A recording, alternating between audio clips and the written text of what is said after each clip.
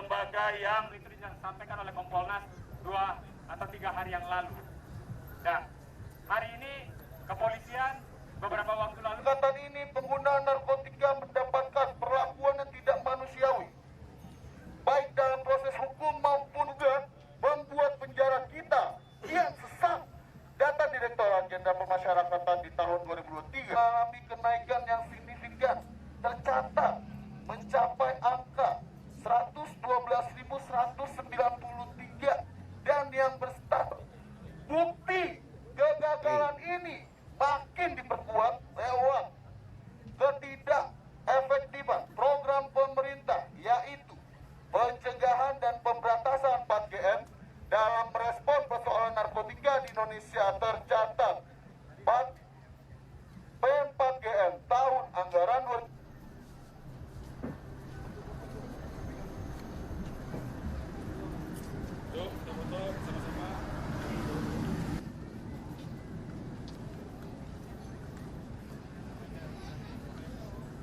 Akhir kita bisa teriak jargon, silakan bikin video teman-teman yang meliput atau teman-teman dokumentasi. Kalau saya bilang tolak RUU Polri, teman-teman teriak tolak RUU Polri, tolak RUU Polri.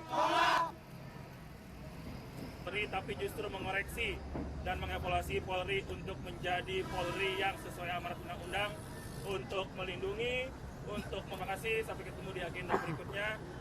Salam tolak RUU Polri dan juga reformasi kebijakan narkotika. Belum. Oke. Ya, selamat pagi kawan-kawan semuanya. Hari ini kita dari Koalisi Reformasi Polri dan jaringan JRKM menggelar aksi tolak RUU Polri karena kita tahu RUU Polri ini dibuat dengan tergesa-gesa, banyak penambahan kewenangan, mulai dari penyadapan, terus kemudian juga pemblokiran di internet. Ini semuanya tentu akan semakin merugikan polisi ke depan. Padahal kita tahu polisi hari ini memiliki 3 persoalan krusial. Yang pertama adalah soal kekerasan di tubuh Polri. Ini korbannya banyak, mulai dari jurnalis, masyarakat sipil, bahkan pembunuhan. Itu tidak pernah diusut secara tuntas. Yang kedua adalah masalah korupsi di tubuh Polri ya. Ini juga cukup banyak, mulai dari bisnis Polri dan sebagainya, perizinan, penerbitan SIM, terus kemudian keamanan. Yang ini sebenarnya disembunyikan di Undang-Undang Polri yang lama. Terkait kewenangan itu ada di Undang-Undang Polri yang lama di pasal 15 gitu ya. Ini yang seharusnya dipredeli kewenangannya, karena buat apa misalkan Polri mengurusi lalu lintas, sudah ada Kementerian Perhubungan, buat apa Polri terus kemudian menerbitkan SIM, sudah ada lembaga yang lebih baik yang bisa mengurusi, termasuk juga pajak ya, sebenarnya bisa dikelola oleh Pemda, termasuk juga terkait keamanan. Keamanan ini sebenarnya persoalan di dalam negeri gitu ya. Dan yang berikutnya selain tadi soal kekerasan, korupsi, yang ketiga adalah soal militerisme. Polisi ini tahun 98 ketika era reformasi kita pisahkan dari TNI dengan harapan Polri lebih manusiawi. Tapi kalian bisa lihat hari ini yang paling militer di tubuh Polri apa? Brimob. Dari mulai senjatanya, pakaiannya, kelakuannya itu sangat militer. Jadi buat apa kita pisahkan polisi dari TNI, terus kemudian dia justru menjadi lebih militer gitu ya, banyak melakukan kekerasan.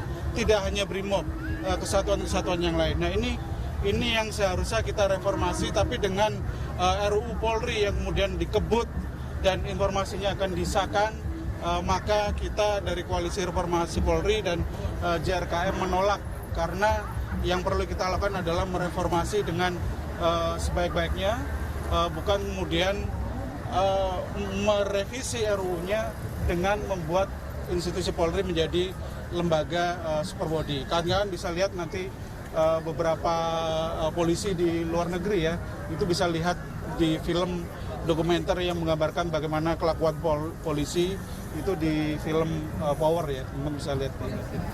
Ada yang mau menambahkan silakan. Iya, dari saya Kami mewakili koalisi ingin supaya DPR dan Presiden untuk segera menghentikan proses pembahasan RUU ini karena di masa transisi ini seharusnya DPR bisa menyelesaikan PR-PR lamanya yang belum selesai, Undang-Undang PPRT, Undang-Undang Masyarakat Adat yang selama ini pembahasannya tertinggal, padahal kedua undang-undang itu sangat-sangat didorong oleh masyarakat sipil, sedangkan Undang-Undang Polri ini masih banyak penolakan, masih banyak kritikan secara substansi, juga tidak menggambarkan agenda reformasi di institusi kepolisian seperti itu. Ada pertanyaan kan?